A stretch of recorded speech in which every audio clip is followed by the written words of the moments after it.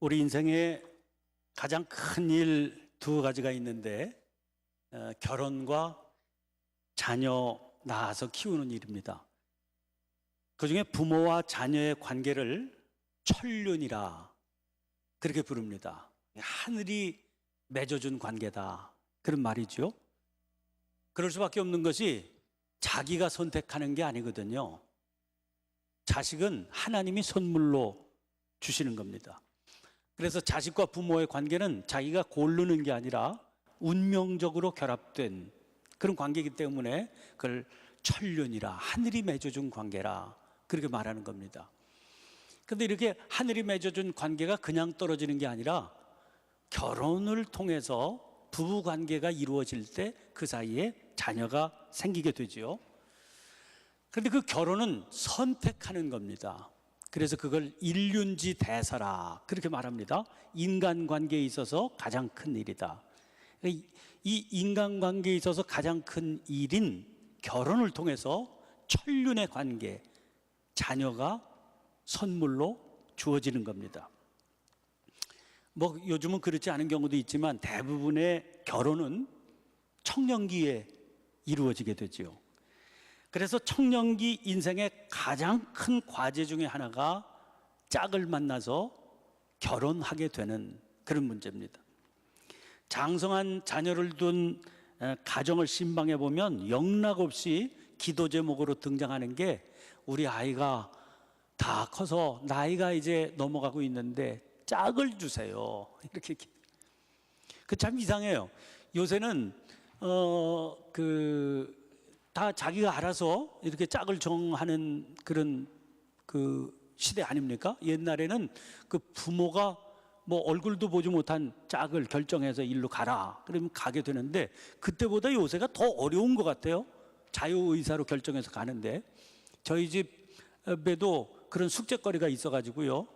우리 딸내미가 35살인데 아직도 해결이 되지 않아서 그런데 언제 해결될지 요원한 그런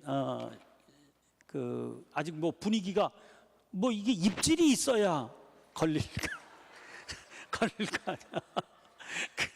근데 뭐 저한테만 아무런 내색 안 하는 건 아닌 것 같고 뭐 구체적으로 뭐 보니까 없어 보여서 이제 그것도 뭐 남의 집 얘기할 그런 형편이 못 되는데 하여간 이렇게 그 짝을 정하는 걸 굉장히 어려워하더라고요. 근데 아예 마음이 없는 것도 아니고 청년들끼리 모인 데 가보면 가장 큰 주제가 또 이 문제더라고요. 자매는 형제는 자매를 어떻게 만나느냐, 어떻게 관계를 좀 가지고 가보느냐, 이런 게 참 어려운 숙제더라고요. 그래서 제가 아주 큰 실수를 했다 이렇게 생각이 돼요.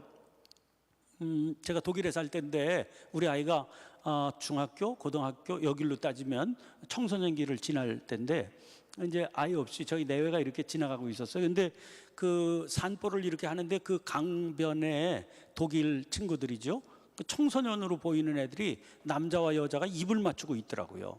그래서 저희 집사람이 저한테 묻더라고요. 우리 딸 아이가 본원인데 본원이가 짝이 생겨서 저러고 있으면 어떡하냐. 그래서 내가 펄쩍 뛰면서 얘기했어요. 결혼해도 안 되는데 무슨 소리냐. 아빠는 딸을 엄청 끼고 돌라고 그러잖아요. 그러니까 누구를 주냐고, 이게 아까워서. 그러다 보니까 이제 이렇게 그 나이가 지나버리는 이제 그런 결과를 가져온 게 아닌가 그렇게 생각이 됩니다. 근데 여러분, 신앙이라고 하는 거는 우리 믿음의 삶이라고 하는 건 이론이나 체계가 아니죠. 이건 어떻게 사느냐의 문제거든요. 아주 구체적이고 실제적인 겁니다. 그러므로 이게 자녀를 하나님께서 주셔서 그 주신 자녀를 어떻게 키우느냐 하는 건 자기 선택의 문제가 아니거든요. 그건 자기가 기도하고 이렇게 가야 될 문제지만 일륜지 대사다. 그러니까 이건 사람이 하는 겁니다. 사람이 하는 거기 때문에 결혼이 신앙인에게 어떤 문제냐 이렇게 생각할 때는 이건 신앙적으로 성경적으로 풀어가야 될 문제다 이렇게 대답을 드릴 수가 있습니다. 그러니까 신앙인에게 있어서 일륜지 대사라고 하는 짝을 정하고 결혼하는 이 문제가 어떻게 단순한 짝짓기의 문제일 수가 있겠습니까? 그러니까 그 사람이 이 결혼의 문제를 어떻게 접근하고 있느냐, 어떻게 생각하고 어떻게 다가가고 있느냐 하는 것이 그의 신앙의 정도를 알아볼 수 있는 바로미터가 된다, 이렇게도 말할 수 있어요. 아무리 그 사람이 신앙이 좋아 보여도 결혼 문제를 성경적으로 풀어내지 않으면 그건 별개다 이렇게 생각하면 그 신앙은 좀 의심해 볼 만한 그런 신앙이 아닐 수가 없죠. 처녀들, 총각들, 그 신앙을 보통 어른들이 냄비 신앙이라고 얘기해요. 요새 냄비 쓰나? 요 앞에 저희가 가끔 끼니를 해결하는 식당이 있는데 탁월한 김치찌개 집을 제가 가끔 가거든요. 거기는 양푼 이런 데다가 찌개를 끓여주더라고요. 양은 냄비, 알루미늄 냄비죠. 그 알루미늄은요, 좋은 게, 그런 식당에서 조리할 때 좋은 게 올려놓으면 금방 끓을 수 있습니다. 열 전도율이 높거든요. 불만 붙으면 금방 끓어올라요. 끄면 금방 식지요. 그 처녀 총각들 신앙을 냄비 신앙이라 그렇게 부르는 거 하니 아주 신앙이 굉장히 좋아 보이는데, 또 결혼만 하면 언제 내가 그런 신앙생활 했었냐 싹 달라지는, 금방 뜨거워지는데 식는 것도 금방인 그런 신앙의 케이스가 많기 때문에 그렇습니다. 그 시절에, 처녀 시절에, 총각 시절에 누가 봐도 열심히 신앙생활 하는 것처럼 보였는데 결혼하면 시간이 가면서 금방 흐지부지 되는 겁니다. 여러분, 진정한 신앙은 그럴 수가 없습니다. 그러니까 그 시절에 굉장히 좋은 신앙인 것처럼 보였는데 그렇게 바뀌고 말았다 그러면 그때 그것은 신앙이라기보다는 그저 젊은 한때의 바람이었을 뿐이다, 이렇게 볼 수도 있어요. 그래서 제가 젊은 사람들 잘 믿으면 안 된다, 교육자들에게 그렇게 얘기합니다. 젊은이 예배 때 말이죠, 제가 정릉교회에 있을 때인가, 그런데 구호를 거창하게 붙인 거야. 뭐라고 붙였는 거 아니? 예배에 목숨을 걸자. 제가 얘기했어요. 목숨 걸 필요 없이 졸지나 말아라. 그 목숨을 아무 때나 거냐. 근데 구호는 엄청난데 예배에 목숨을 걸자, 그러고서 앉아서 졸고 있어. 무슨 이게. 여러분, 그냥 젊은 한때의 바람일 수가 있는 겁니다. 자기가 신앙이라고 생각하고 남들이 신앙으로 보는 거죠. 이건 자기 스스로 속는 거 아닙니까? 그러니까 그렇게 자기 스스로 속아 넘어가면 안 되기 때문에, 그런 식의 신앙의 특징이 뭐냐면 결혼 문제를 신앙적으로 접근하지 않고 본능적으로 접근한다는 겁니다. 또 신앙적으로 접근하지 아니하고 세상적으로 접근한다는 겁니다. 신앙은 좋은 것 같은데 결혼 문제가 나오면 방정식이 달라진다, 성경적인 방정식이 아니다, 그 말이에요.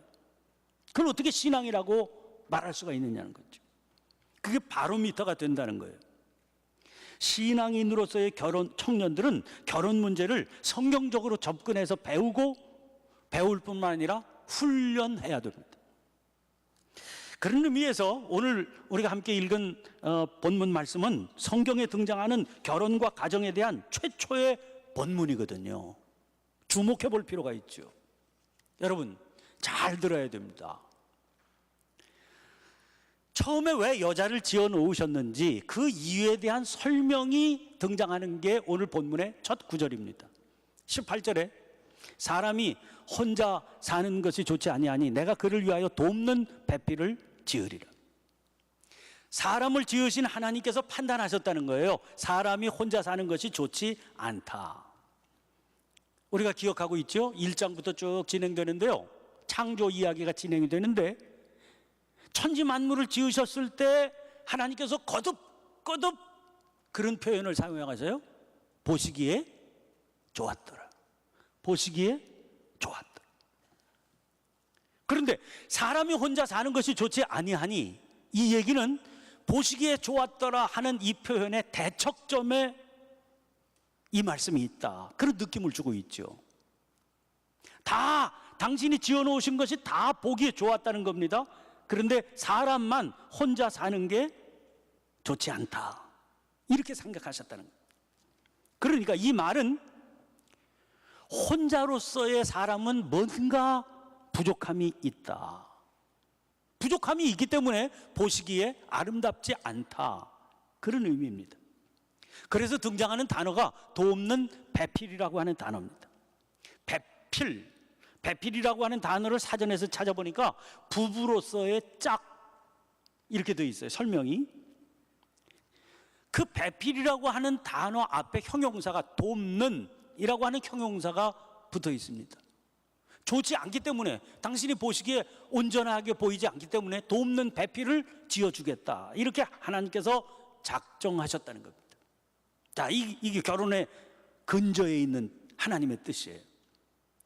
부부가 짝을 이루게 된 것은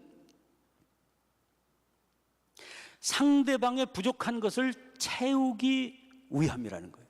돕는 배필이라고 하는 말 속에 그런 의미가 들어있죠.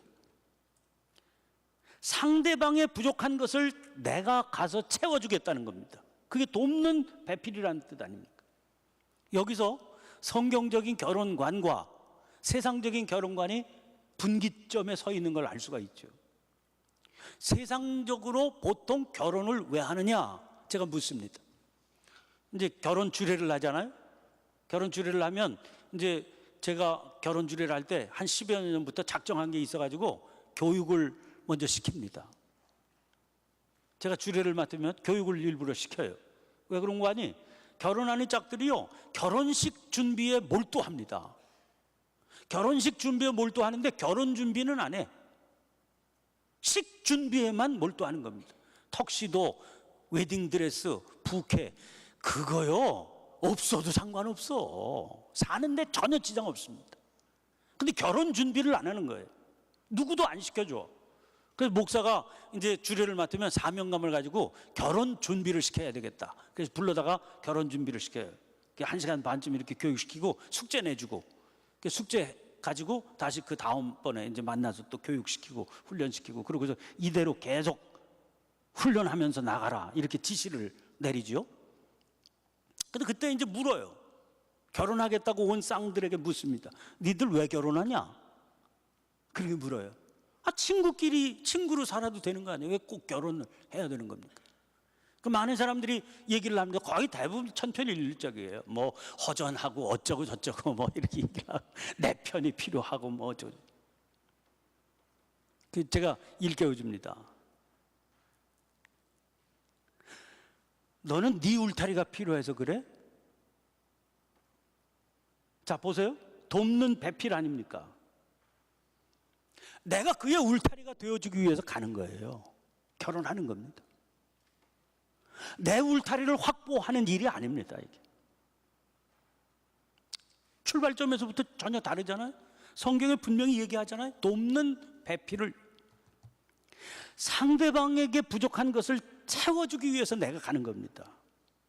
그리고 그렇게 부족함이 채워질 때 비로소 아름다워질 수 있다는 겁니다. 아름다워지는 건 누가 아름다워지는 겁니까? 돕는 배필로 서 있는 내가 아름다워지는 겁니다. 누군가에게 돕는 자로 가서 설 때 내가 채워지지 않는 나의 아름다움이 온전하게 채워진다는 겁니다. 내게 부족한 것은 근본이 뭡니까? 내 부족함을 채우려고 하는 욕심이에요.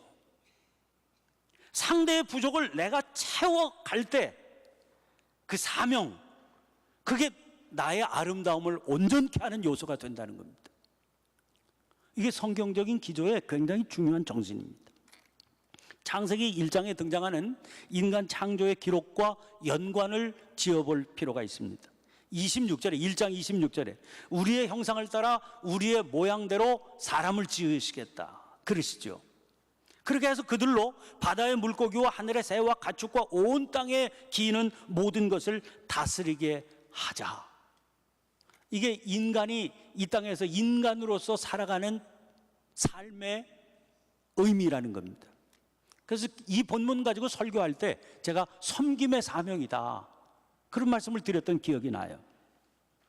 그런데 그 사명을 감당하는 일에 남자 혼자 가지고는 그 형상과 그 모양이 사명 감당하는 일에 완벽하지 않다 하는 겁니다.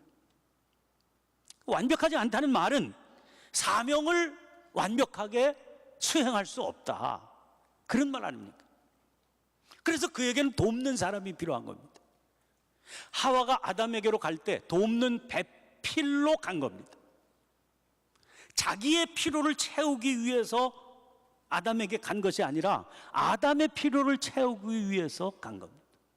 그러니까 누가 아름다워져요? 하와가 아름다워지는 겁니다. 아담이 아름다워지는 것처럼 하와가 아름다워지는 겁니다. 제가 결혼하는 상대에게 얘기를 합니다. 결혼은 무엇을 위해서 하는 일이냐면, 아담이 홀로 있을 때도 하나님의 지으신 모습이기 때문에 아름답고 귀하지요. 하와가 따로 서 있어도 아름답고 귀한 겁니다.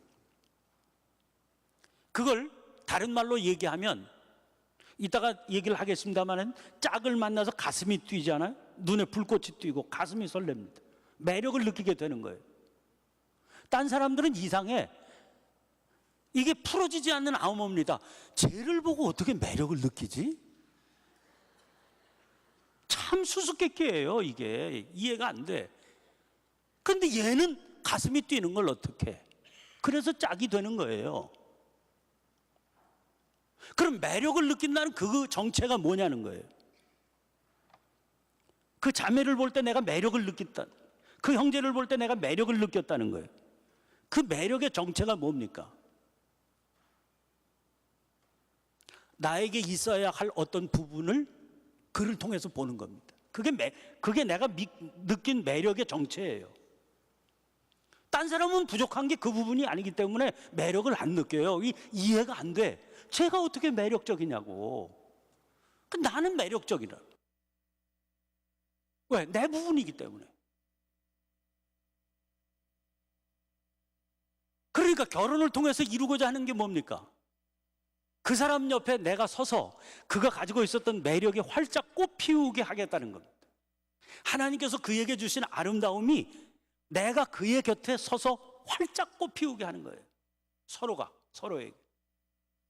그러니까 결혼한 뒤에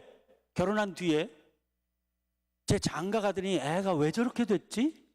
이러면 그 실패한 결혼이에요. 제 시집 가더니 왜 애가 쪼다가 됐지? 이게 실패한 결혼이라고요. 저 사람 위해서 내가 이렇게 된 거야. 실패한 겁니다. 결혼하고 난 뒤에 그동안에도 뭐 좋은 점이 있었던 건 알았는데, 저 자매가 좋은 게 있었던 걸 사람들이 알고 있어요. 근데 신랑이 그 옆에 딱 서니까 저렇게 멋쟁이였어? 딱 이렇게 돼. 그게 성공한 결혼이에요. 그렇게 하려고 결혼하는 겁니다. 그 총각이 결혼 전에도 뭐 괜찮은 애였어요. 수수하지만. 그런데 그 자매가 신부로 딱 옆에 서니까 탁월한 존재가 됐어요. 저 김치찌개 맛보다 훨씬 좋아. 그렇게 하려고 결혼하는 겁니다. 그게 성경적인 결혼의 의미다, 그런 얘기입니다. 여러분, 남자 혼자로서는 그 형상과 그 모양이 완벽하지 않기 때문에 사명을 제대로 감당할 수가 없습니다. 문제가 되는 거죠. 아름답지 않아요. 여기에서 오늘 본문 말씀의 수수께끼 하나가 풀립니다. 그 수수께끼가 뭐냐면, 성경을 읽다가 보면 맥락이 이상하게 안 맞는 것 같이 보여요. 왜? 아니, 아담이 혼자 있는 게 좀 마음에 하나님께서 드시지 않았다고 그랬잖아요. 그래서 갈비뼈 하나를 뽑아서 하와를 지으셨다. 이렇게 그냥 쭉 이어가면 스토리가 되는 겁니다. 근데 뭐가 문제가 되는 거 아니? 19절부터 20절 상반절까지 생뚱맞는 스토리가 갑자기 끼어들어요. 뭐죠? 이름을 아담이 지어주는 장면이 나오잖아요. 그렇죠? 이게 연결이 안 되는 본문이 들어와 있는 겁니다. 억지로 연결시켜 보려고 해도 부자연스러워 보이잖아요. 그러나 아담에게 기대하는 사명을 우리가 떠올리면 금방 연결이 가능해집니다. 여러분, 아담 혼자 사는 게 왜 좋지 않아 보이셔요? 그것은 단순히 생물학적인 생존 차원의 문제가 아닙니다. 혼자 있는 게, 아니 세상에, 아니 천하만물 봐 하다못해 은행나무도 암수가 있는데 사람이 이게 그 남자 하나만 있다는 게 말이 되느냐. 그런 차원의 설명이 아니라는 거예요. 만약에 그렇다면 무슨 아메바 같은 거, 암수 동체에 있는 거, 이런 건 뭐라고 설명할 거예요? 그게 무슨 문제가 있습니까? 아무런 문제도 없어요. 세상에는요, 암수가 다 따로 있는 게 아니고 암수가 동체에 있는 것도 있어요. 사람이 그렇지 않아야 될 이유가 뭐가 있냐고요. 그런 생물학적인 생존 차원의 문제가 아니라니까요. 남자에게는 여자가 있어야 되고 여자에게는 남자가 있어야 된다, 이런 차원의 설명이 아니란 말이에요. 우리가 남자와 여자가 결합해서 한 가정을 이루고 부부를 이루어야 된다는 건 그런 생물학적인 차원의 얘기 아니라 사명적인 차원의 문제로 이해해야 됩니다. 인간 존재의 아름다움은 하나님께서 맡겨주신 사명을 감당하면서 살아가는 모습인데, 그런데 그가 이 사명을 홀로 감당하기에는 부족하기 때문에 그 삶이 아름답지 않다는 거예요. 그래서 그 사명 완수를 위해서 돕는 배필이 필요하다 하신 거라는 거죠. 여기서 다시 결혼과 가정의 본질을 성경적으로 접근하게 됩니다. 여러분, 도대체 왜 우리가 결혼해야 되는 겁니까? 왜 우리가 자녀를 낳아서 기르게 되는 겁니까? 너 왜 결혼하니? 그러니까 사람들이 많이 얘기를 합니다. 나는 보호가 필요하다, 내 편이 필요하다, 뭐 얘기를 하는데 그 중에 한 가지가 뭔지 아세요? 왜 결혼하니 물을 때 두 번째로 많은 이유, 사회적인 압력에 대처하기 위해서라고 돼 있습니다. 그게 무슨 소리예요? 조금 있으면 추석이 되는데 나이가 드니까 추석 오는 게 지겨워. 어른들한테 인사하면 너 뭐가 부족하니? 아, 이제 됐잖아. 그렇게 압력을 계속 받으면 마음속에 생각이 일어납니다. 그렇구나. 자꾸 이런 소리, 세상에 눈치도 자꾸 되고 어른들 자꾸 졸라대고, 나이 들었으니까 가긴 가야 되는데 그냥 웬만하면 해결해 버리지. 그리고 결혼한다는 거예요. 나이가 들었으니까 결혼해야 되는 겁니까? 아니면 종족, 번식의 동물적이고 본능적인 욕구를 채우기 위해서 결혼하는 겁니까? 아니면 그런 사회적인 제도를 안정시키기 위해서 결혼하는 겁니까? 그건 다 세상에서 하는 말입니다. 성경에서는 뭐라고 그래요? 우리를 지으신 하나님께서는 설명해 주시기를 사명 때문에 결혼하는 거다, 그렇게 말합니다. 삭막하게 들렸어요? 그렇지 않아요. 우리 인간의 존재는 하나님께서 우리에게 맡기신 사명을 감당할 때 가장 아름답고 가장 복되고 가장 행복한 겁니다. 근데 그걸 감당하기 위해서 우리가 결혼하게 되는 거다. 이 일을 위해서 하나님께서 하시는 행동 묘사가 참 의미심장합니다. 오늘 본문에 나와 있는 것처럼 아담의 갈빗대 하나를 취해서 그것 가지고 여자를 만드셨어요. 궁금하지 않으세요? 왜 하필이면 갈빗뼈일까? 갈빗대. 아니, 하나님께서 뭐든지 하실 수 있으니까 머리뼈에서 취하실 수도 있고, 아니면 뭐 허벅지 뼈에서 취해서 하실 수도 있지 않겠어요? 왜 갈빗대일까? 그래서 이 갈빗대가 왜 갈빗대여야 되나 하나님께 물었더니 몇 가지 가르쳐 주시더라고요. 갈빗대는 사람의 중앙에 위치하는 뼈입니다. 그리고 이 갈빗대로 내장을 보호하는 그런 기능을 가지고 있습니다. 중앙에 위치한 뼈를 취하신 것은 남자와 여자가 인간으로서의 동등한 지위를 가지고 있다는 것을 의미합니다. 남편과 아내는 상하의 계급적인 관계가 아니라는 거예요. 에베소 5장 23절 말씀 보면 남편이 아내의 머리가 된다, 그렇게 말씀하고 있습니다. 이것은 지위의 문제가 아니라, 상하 직급의 문제가 아니라, 이것은 가정의 직능에 대한 말씀으로 이해를 해야 된다는 겁니다. 저는 진작에 이 사실을 알았어요. 결혼하면서 한 달도 되기 전에 깨달았습니다. 이 에베소서 5장의 말씀을 잘못 이해해가지고 자기가 마치 아내의 머리가 되는 것처럼 그렇게 굴고 행세하다가는 밥 한 끼 제대로 못 먹는구나. 요즘은 상황이 훨씬 더 나빠졌습니다. 그러니까 형제들이 분명히 알아야 돼요. 이걸 성경적으로 잘 이해를 해야 신세가 복잡해지지 않습니다. 하나님께서 다 가르쳐 주세요. 여러분, 팔다리가 없는 머리라고 하는 것은 아무런 의미가 없는 지체일 뿐입니다. 몸이 받쳐줄 때 머리가 머리로서의 의미가 있는 거죠. 그러니까 머리가 위다, 팔다리가 하위다 이런 생각을 가지고 있는 한 그 존재는 비참해지는 겁니다. 그러니까 갈빗대를 뽑았다는 건 어리석은 우리가 위치를 정확하게 이해할 수 있도록 하신 동작이로구나 하는 걸 알게 되지요. 머리에서 취하시지 않고 다리에서 취하시지 않고 중심에서 뽑으신 겁니다. 또 하나, 갈빗대라고 하는 것은 아까 말씀드린 대로 내장을 보호하는 기능이 있거든요. 돕는 배필의 역할을 아주 극명하게 상징적으로 보여주는 겁니다.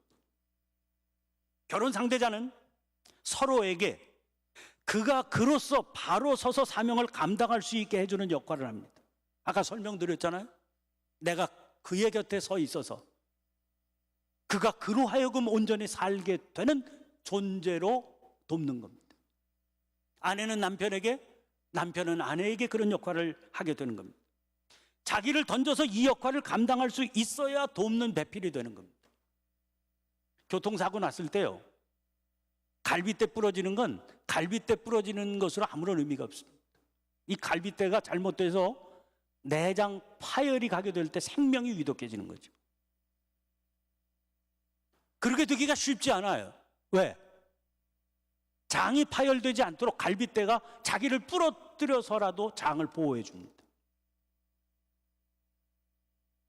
이 갈빗대를 취했다는 겁니다. 그래서 너는 돕는 배필이다 하는 사실을 아주 명확하게 가르쳐 주는 거죠. 또 하나, 아담의 갈빗대를 취하셨다는 중요한 의미가 있습니다. 아담의 갈빗대를 취하셨어요. 하나님 전능하시니까 지나가는 토끼 한 마리 잡아서 그 갈빗대로 만드실 수도 있잖아요. 왜 아담을 또 마취까지 시키시잖아요? 아주 복잡한 절차를 거치세요. 이러실 필요 없는데, 하나님은 지나가는 돌을 들어서도 창조하실 수 있어요. 아니, 돌도 필요 없지요. 워낙 하나님의 창조는 무에서 유를 창조하시는 거기 때문에 무슨 아담을 마취시켜서 그 갈빗대를 개복해서 끄집어내시고 이런 복잡한 절차를 지키지 않고 여자! 그러실 수 있잖아요. 아니, 그렇게 하셨잖아요. 근데 왜 이렇게 복잡한 절차를 지키십니까? 남자와 여자는 둘 안에 하나라는 겁니다. 분명히 둘인데 그러나 하나라는 겁니다. 분명히 다른 존재인데 그런데 근원이 같다는 겁니다. 그래서 23절에 내 뼈 중에 뼈요 살 중에 살이라 그러지 않습니까?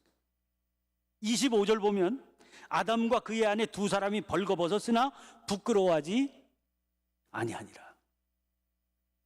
원숭이와 사람은 엄청 비슷하죠? 동물원 가서 보면 원숭이가 하는 이렇게 지나는 게 진짜 비슷해요. 그러니까 오죽하면 그 원숭이가 인간의 조상이라고 추측한 사람까지 있었을까요? 그 차이점이 뭐죠? 원숭이와 사람의 결정적인 차이점. 그 뭐예요? 원숭이는 얼굴이 빨개지지 않습니다. 그냥 똥구멍만 빨개요. 원숭이는 얼굴이 빨개지지 않습니다. 부끄러운 일을 몰라요. 사람의 특징은 부끄러움을 안 나는 거예요. 이게 사람만이 가지고 있는 특징이에요. 그래서 흉악한 사람도요, 요새 툭 하면 9시 뉴스, 8시 뉴스에 나오잖아요. 얼굴을 가려줘요. 왜? 얼굴이 빨개지니까 수치를 알기 때문에. 그렇게 흉측한 죄를 졌어도. 근데 그 부끄러움 중에서 특징이 뭐냐면 벌거벗으면 부끄러워지는 겁니다. 그러니까 사람을 약하게 하잖아요. 요새 여러분들은 잘 모르시죠? 여러분들은 잘 모르시는데 이제 예전에 저희가 한참 여러분들 나이 때는요, 좀 시국이 뒤숭숭했어요. 뒤숭숭해가지고요, 툭하면 끌려가고 잡혀갑니다. 저 남산 같은 데 가면은 고문을 당하고 그러잖아요. 지금은 뭐 국가정보원, 국정원 이러지만 그 당시에는 중앙정보부 그랬는데, 요새는 뭐 국정원이 뭐 9시 뉴스, 8시 뉴스에 툭 하면 해가지고 뭐 아주 뭐 개창나듯이 뭐 이렇게 씹히지만, 그 당시에는 너무너무 살벌했어요. 중앙정보부 그러면 정말 나는 새도 떨어집니다.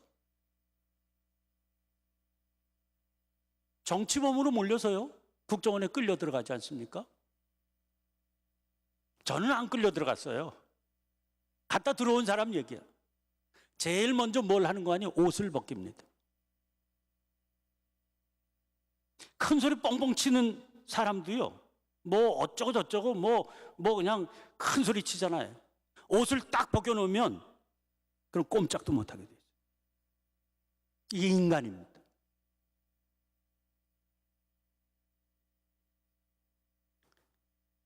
다른 사람 앞에 옷 벗김을 당하는 건 부끄러운 일을 하는 거예요.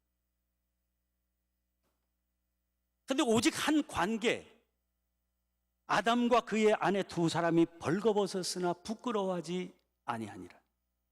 왜? 세상에 벗은 제 몸뚱아리 보면서 부끄러워하는 인간이 있어요? 안 해봤어? 그건 다른 사람 앞에 자기의 벗은 몸이 드러나면 부끄러운 겁니다. 자기 몸을 자기가 보는데 부끄러워하는 게 이상한 거죠. 아담과 하와는 두 객체지만 사실 본질이 같다는 거예요. 아내와 남편은 어차피 남이 아닌 겁니다. 그래서 유일하게 벗었으나 부끄러워하지 않는 관계가 되는 겁니다. 여러분, 이 결혼의 근거가 되는 사랑은 도대체 어디에서부터 오는 겁니까? 제 눈에 안경이라, 그런 말처럼 근거를 알 수 없는 매력을 느끼는 데서부터 옵니다. 매력이라고 하는 게 뭡니까? 그 끌림의 정체는 타인에게서 느끼는 자기의 분신이라는 거예요. 분명히 그는 다른 사람이에요. 나와 다른 사람인데 이상하게 끌리는 게 있어. 근데 신비한 건 분명히 내 분신이기 때문에 매력을 느낀 건데, 그 분신이 자기와는 상당히 다르다는 겁니다. 이게 참 신비한 거예요. 이혼하려면 우리나라는요, 법원의 허락을 받아야 됩니다. 결혼한 사람이 이혼하려면 가정법원에 이혼 소송을 하지요. 그럼 법원이 이유가 상당하다, 이유가 타당하다 그러면 허락을 해요. 이혼 사유가 합당하다 그러면 허락을 하는데, 우리나라 법원에서 허락하는 대부분 70%, 80% 이상의 이혼 합당한 사유는 성격상의 차이입니다. 나는 그게 이해를 못하겠어. 아니, 고시를 그렇게 그 어려운 사법고시를 하고요, 사법연수원에서도 그냥 앞에서 몇 등 해야 판사가 되는데 그걸 모르나? 여러분, 성격상의 차이는 결혼의 이유지 이혼의 이유가 아닙니다. 왜 결혼해요? 성격적으로 차이가 있기 때문에 결혼하는 겁니다. 여러분, 입장 바꿔놓고 생각해 보세요. 저랑 똑같은 인간 만나서 살고 싶은 사람이 있으면 한번 손 들어봐. 나랑 똑같은 인간은 나 하나로 좋게 해요. 그렇잖아요? 정말 잘 사는 부부들을 보면 그 성격이 극단적인 경우가 대부분입니다. 남편은 괄괄한 성격 갖고 사고 치면 아내가 다 수습해줘요. 아내가 찬찬해. 또 아내는 굉장히 활달해요, 아내가.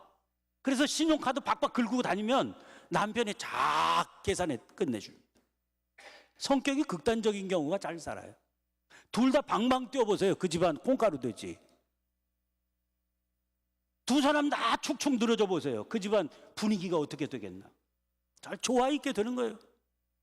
분명히 내 분신인데 나랑 너무나 다른 겁니다. 왜 결혼이 필요한 겁니까? 자기로서는 채워질 수 없는 부족한 부분을 채워줄 수 있는 돕는 배필이라서 결혼하는 겁니다. 그게 가능하리라고 예측되는 게 매력이에요. 그 매력을 발산하는 상대는 나에게 너무나 다르면서도 같은 존재로 다가오는 존재죠. 근데 막상 이렇게 그런 매력을 느껴서 같이 사는데, 그렇게 막상 둘이 서로를 맞추어 보면 실제로 부딪히는 면이 너무너무 많고 다른 면이 너무너무 많다는 걸 발견하게 됩니다. 나중에 또다시 우리가 살펴보게 될 죄의 근원이 되는 이기심 때문에 그렇습니다. 이기심이라는 건 왜곡된 하나님의 형상이에요. 우리가 하나님의 형상대로 지음을 받았는데 죄가 들어와 가지고 하나님의 형상이 깨졌거든요. 그 깨진 증거로 나타나는 게 이기심이거든요. 우리는 다 이기적인 존재입니다. 그래서 결혼도 워낙 성경적으로는 그렇지 않은데 자꾸 이기적인 욕심을 가지고 하게 되는 겁니다. 어렵죠. 그리고 부딪힘이 있죠. 이게 기본적으로 우리가 가지고 있는 현상이기 때문에 끝없이 갈고 닦여지는 훈련과 연단의 과정이 필요한 겁니다. 가급적이면 형제와 자매들이요, 자주 사귀어보면 괜찮아요. 상대를 자꾸 사귀어봐요. 꼭 결혼에 이를 필요까지 없잖아요. 지금 처녀와 총각으로 있으면 홀로 된 모든 남자를 다 사귈 수 있는 권한이 처녀에게 있지 않습니까? 총각에게는 세상의 모든 여자를 상대로 여길 수 있는 그런 권한이 있는 때 아닙니까? 반지를 끼는 그 순간 날아가는 거죠. 근데 그 전까지는 얼마든지 그렇게 할 수 있잖아요. 그렇게 사귐을 통해서요, 자기가 얼마나 못된 인간인지를 배워가야 돼요. 자기가 얼마나 이기적인 존재인지를 그 교제를 통해서 알게 되는 겁니다. 그러면서 갈고 닦여져요. 갈고 닦는 것뿐만 아니라 원래의 모습을 모범으로 삼아야 됩니다. 그래서 말씀과 기도로 이루어지는 영적인 훈련이 필요한 겁니다. 아까 처음에 서두에 이 말씀을 드리는데 제가 얘기했잖아요. 왜 신앙이니 결혼 문제는 신앙과 별개로 생각하느냐? 그렇지 않습니다. 이 결혼이라고 하는 삶의 과정을 통해서, 또 결혼에 이르는 교제라고 하는 과정을 통해서 우리는 자기가 어떤 존재인지를 자꾸만 알게 되고요, 그리고 그 존재를 다듬어 가시는 하나님의 손길을 경험해 가게 되는 겁니다. 근데 이런 과정을 통해서 영적인 훈련을 위해서 기본적으로 요구되는 조항이 오늘 본문 말씀에 실려 있어요. 부모를 떠나라는 겁니다. 결혼을 통해서 사람은 비로소 어른이 되는 겁니다. 우리나라에서도 다 그렇게 얘기하잖아요. 이제 결혼했으니까 어른 됐다 그러잖아요. 또 결혼한 사람이 나이가 어린데 아직 결혼 못한 사람 보고 얘기하는 겁니다. 철딱선이 없는 것, 이렇게. 왜? 결혼 못했으니까. 어른이 된다는 게 무슨 말입니까? 어른이 된다는 건 나이가 먹고 덩치가 커지는 것 이상의 의미를 가지고 있습니다. 자기 삶에 대해서 책임을 질 수 있는 존재가 됐다 하는 말입니다. 즉 하나의 성숙한 인간이 된다 하는 말입니다. 그러기 위해서 부모를 떠나야 되는 겁니다. 부모라고 하는 건 무조건 내 편이 되는 존재예요. 저는 20여 년 전에 애비 없는 자식이 됐고요, 10몇 년 전에 고아가 됐습니다. 부모님이 그리워요. 분명히 사랑하는 아내가 있지만 부모님이 그리울 때가 있어요. 산소 찾아가서 보고 싶은 어머니, 보고 싶은 아버지 찾아요. 왜? 어머니는요, 무슨 상황이 벌어져도 무조건 내 편이셨습니다. 부모님 안 그래요? 부모님은 무조건 내 편이에요. 부딪히는 경우도 있죠. 그건 표현의 다름 때문이지 기본으로는요 무조건 내 편이세요. 근데 결혼 상대방은 안 그렇습니다. 내 편이 될 때도 많지만 그렇지 않을 때도 더러더러 상당히 더 많을 수 있어요. 그리고 오해하면 안 돼요. 결혼하는 사람은 왜 결혼하냐? 내 편을 찾기 위해서, 내 편 돼줄 사람을 구해서 그런다는 거예요. 그럼 부모 곁에 있어야 됩니다. 부모 같은 내 편은 없어요. 그렇기 때문에 부모님한테는요, 예절을 잘 갖춘다는 게 늦게 들어가면은요, 전화 한 통 하는 게 예절 갖추는 거예요. 엄마, 오늘 내가 늦어요. 그럼 뭐라고 그러세요? 그럼 뭐라고 그래요? 밥 꼭 챙겨 먹어라. 무조건 내 편에 있어요. 결혼하면 오늘 내가 좀 늦어. 그러면 상대방이 뭐라고 얘기합니까? 술 취했냐? 된장찌개 끓여놓고 있는데 너 뭐 늦어? 당장 꽁지가 빠지게 뛰어와. 이러죠. 내 마음대로 안 됩니다. 그런데 부모 그늘 아래 있으면 무조건 내 편이 되시기 때문에 부모 그늘 아래 있으면은요, 절제와 자기 극복이 어려울 수밖에 없습니다. 부모 밑에 있으면 자기 중심적인 성향이 버려지지 않습니다. 남에 대한 배려가 찾기 어려운, 제멋대로 살기 쉬운 존재로 굳어지게 됩니다. 그러나 결혼을 통해서 내 분신과 결합해서 하나가 되어 살려면 자기를 포기하는 일을 끊임없이 계속해야 됩니다. 이기심을 극복하지 않으면 함께 살 수가 없습니다. 그의 목소리에 귀를 기울여야 한다는 사실을 배워가게 됩니다. 거듭 말씀드리지만 우리 삶에서 제일 중요한 건 하나님께서 우리에게 맡기신 사명이에요. 그 사명은 만물을 다스리는 일입니다. 섬김의 삶을 사는 겁니다. 이 섬김의 삶을 산다는 건 내 중심의 사고와 태도가 이웃 중심의 시선을 갖게 되고 그의 목소리에 귀를 기울이는 삶이 될 수 있을 때만 가능한 겁니다. 남녀가 만나서 부부가 되는, 결혼을 하고 가정을 꾸린다는 건 이런 소명의 삶을 실험해보는 실험실을 운영한다, 그런 말이 됩니다. 여러분, 어떤 훌륭한 약도요, 실험실에서 임상적으로 그 효과가 경험이 돼야 대량 생산을 할 수 있는 겁니다. 실험실이 꼭 필요해요.